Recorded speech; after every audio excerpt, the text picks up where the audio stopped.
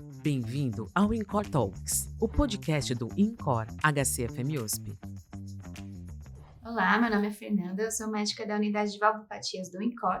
Estou hoje aqui com o Dr. Vitor Rosa para a gente conversar um pouco sobre prolapso arritmogênico. Em primeiro lugar, Dr. Vitor, eu gostaria que o senhor comentasse sobre qual é a definição de prolapso arritmogênico. Olá a todos, olá Fernanda. Então a definição de prolapso arritmogênico até é um pouco simples, né? É um paciente que tem prolapso de válvula mitral e arritmias ventriculares. Por definição, o prolapso arritmogênico é todo indivíduo que tem taquicardia ventricular ou fibrilação ventricular, tem taquicardia ventricular não sustentada ou mais do que 5% de extrasístoles ventriculares. Esse número, 5%, ele é um número que vem de um grande estudo, que é um estudo publicado por Ezayag, da Mayo Clinic, no JACC, e você pode ver que tem pouquíssimos dados na literatura sobre o prolapso arritmogênico, né? Então, o primeiro grande estudo foi de uma médica chamada Cristina Basso, publicou no Circulation em 2015, e lá nesse estudo ela falava muito sobre a fisiopatologia do prolapso arritmogênico, para explicar um pouquinho para a gente o que é. A primeira coisa que ela falou para a gente é que talvez o prolapso arritmogênico fosse uma causa de morte súbita subestimada. Ela mostrava também que esses indivíduos, né, em dados assim, de anátomo patológico, todos eles apresentavam fibroses na parede inferior e músculo papilar, ou seja, o prolapso ele vai estressando, né, a parede inferior. Toda vez que a válvula prolapsa, é como se fosse um grande paraquedas. Quando o paraquedas abre, ele estira a corda, né, que segura o paraquedas. Então o prolapso estira a cordoária tendínea. Isso tensiona o músculo papilar e tensiona a parede inferior. E aí gera fibrose, múltiplos focos de fibrose, né, na parede inferior e no músculo papilar. Então o prolapso ele pode ser uma causa de morte súbita. Isso que a gente tem que tentar reconhecer. Então a primeira grande coisa nos nossos pacientes é quem desses pacientes tem o prolapso que causa uma arritmia, e aí seria uma coisa maligna, ou quem que tem um prolapso e uma arritmia ou outra qualquer. Porque também é muito comum prolapso na população. E também é comum outras taquicardias ventriculares, até extrasístoles são comuns. Então, por exemplo, tenho extrasístole de via de saída do ventrículo direito, que é um negócio totalmente benigno. E eu tenho um prolapso junto, eu vou ter que me preocupar com esse paciente ou não. Então, acho que a grande dificuldade que a gente tem hoje é tentar discernir quem é o prolapso que causa arritmia, ou seja, o prolapso maligno, ou o prolapso que tem uma arritmia associada que não tem nada a ver, que é o prolapso arritmogênico benigno. E em relação a essa diferenciação entre o prolapso benigno ou maligno, quais são os fatores de risco ou os critérios de malignidade que devem ser pesquisados nesses pacientes com prolapso da válvula mitral? Então, como eu disse anteriormente, são pouquíssimos estudos, né? A gente tem pouco dado na literatura. O pouco que a gente tem são dados que fazem a gente reconhecer realmente que essa arritmia é do prolapso. Então, são 7 itens que a gente leva em consideração e os especialistas atualmente falam que quando a gente tem 2 ou mais itens, a gente tem uma tendência a considerar esse prolapso maligno. Então, quais são esses 7 itens? Então, a gente divide de uma maneira mais didática, né? Então, primeiro, do ponto de vista eletrocardiográfico.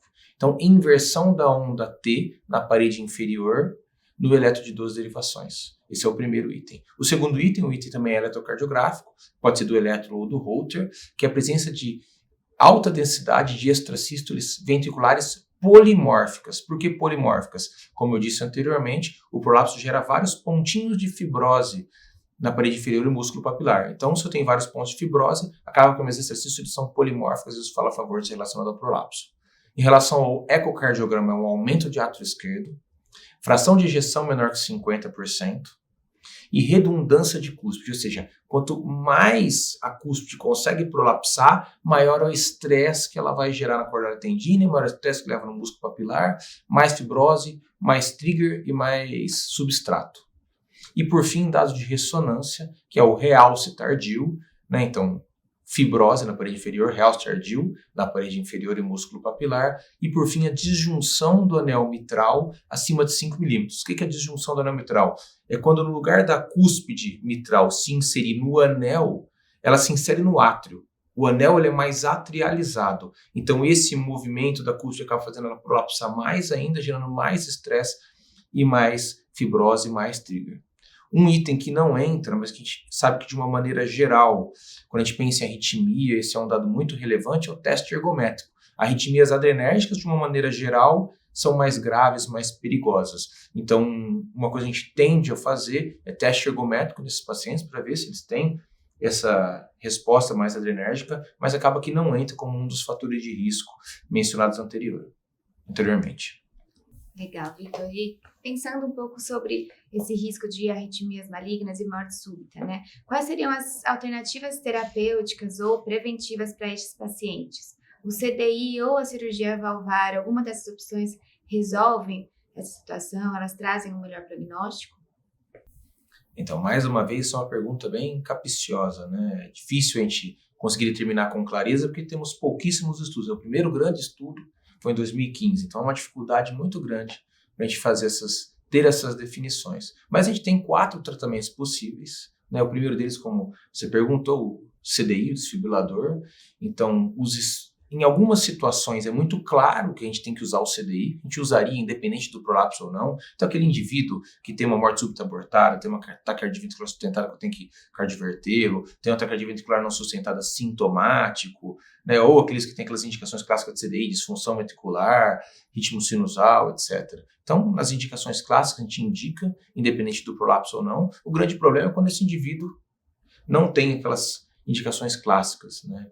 Então, os especialistas tendem a sugerir a indicação quando eu tenho 2 ou mais aqueles fatores de risco que eu disse anteriormente. Só que a gente tem que tentar individualizar, dar um peso diferente para os fatores de risco. Uma coisa é o indivíduo que tem realce tardio e tem essas sístoles polimórficas. Outra é aquele indivíduo que tem um ato esquerdo grande e fração de ejeção reduzida. Talvez eles sejam indivíduos diferentes dentro desse grande volume de pacientes que têm prolapso arritmogênico. Então, essa é uma primeira dificuldade, indicação de CDI.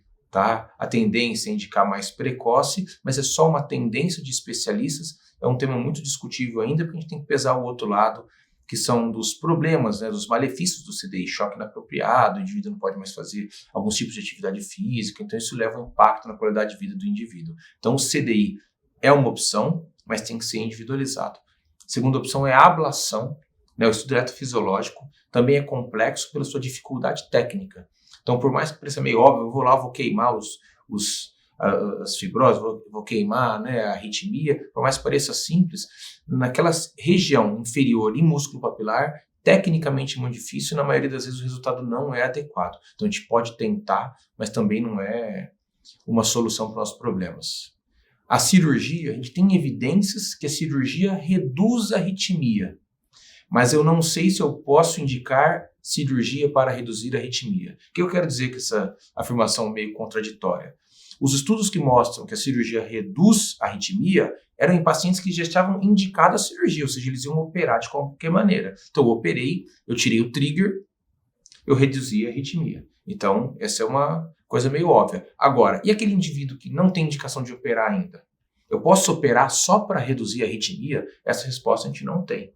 Tá? Então, operar só para reduzir, operar precoce para reduzir a arritmia, não sei se é a solução dos problemas, até porque o substrato continua lá, a fibrose continua lá, eu tirei só o trigger. Então, hoje, indicar para reduzir a arritmia não é o adequado, né? A gente precisa de mais dados. E, por fim, o que é mais utilizado por ser mais inócuo é a medicação. A tendência de que a arritmia nesses indivíduos tem um padrão mais adrenérgico. Então, o mais habitual é indicarmos o uso do beta-bloqueador. Lembrando que o beta-bloqueador em excesso pode reduzir muito a frequência cardíaca, isso piorar a insuficiência mitral, né? Às vezes surgir sintomas por causa da medicação, mas hoje que a gente tem mais segurança, apesar de pouquíssima evidência, tentar a medicação com preferência aos beta-bloqueadores. Perfeito. E por fim, todo paciente com prolapso da válvula mitral deve ser avaliado quanto ao risco de prolapso arritmogênico ou quanto ao risco de arritmias malignas, ou a gente tem algum grupo de paciente específico para prosseguir com toda essa investigação? Hoje o conhecimento nosso é muito frustro ainda, né? A gente tem pouquíssimos dados de literatura sobre isso. A gente sabe que alguns pacientes sintomáticos, aquele que tem síncope, aquele que tem palpitação, a gente tem uma tendência já a investigar arritmias nesses pacientes, mas como a gente sabe pouquíssimo sobre o assunto, a tendência que os especialistas em geral indicam hoje é para fazer Holter pelo menos a cada 6 meses. Então veja, eu tenho um indivíduo que tem insuficiência mitral importante, eu já vou ter que acompanhá-lo a cada 6 meses, devido à gravidade anatômica da sua valvopatia, para ver se surgem sintomas, complicadores, ele já vai ter que vir ao consultório a cada 6 meses fazer um eco, esse indivíduo faz também um Holter para a gente tentar avaliar se ele tem algum grau de arritmia ou não. Então, o que tem sintoma, esse que vai vir a cada 6 meses, ele faz o Holter. A grande discussão é naqueles indivíduos que têm insuficiência mitral moderada, insuficiência mitral às vezes discreta ou não tem insuficiência mitral, tem só o prolapso. Esses indivíduos também podem ter arritmia pelos mecanismos do prolapso. E a tendência também é que, como sabemos pouco da doença, ainda façamos esse Holter a cada 6 meses. E depois de diagnosticar algum tipo de arritmia no Holter, nossa tendência é completar a avaliação dos pacientes com a ressonância e com o teste ergométrico, assim como 2015 foi proposto pela Cristina Basso. A gente tem pouquíssimo avanço de literatura em relação a essa doença, então a gente faz ainda como se fazia naquela época, mas mais estudos aí estão por vir, a gente espera ter mais dados no futuro próximo para ter respostas mais contundentes para esse tema tão desafiador. Excelente. Por hoje é isso, pessoal. Muito obrigada, Dr. Vitor. Foi um prazer estar aqui com você hoje. Eu que agradeço. Até mais. Você ouviu o podcast InCor Talks, o podcast do InCor HCFM USP.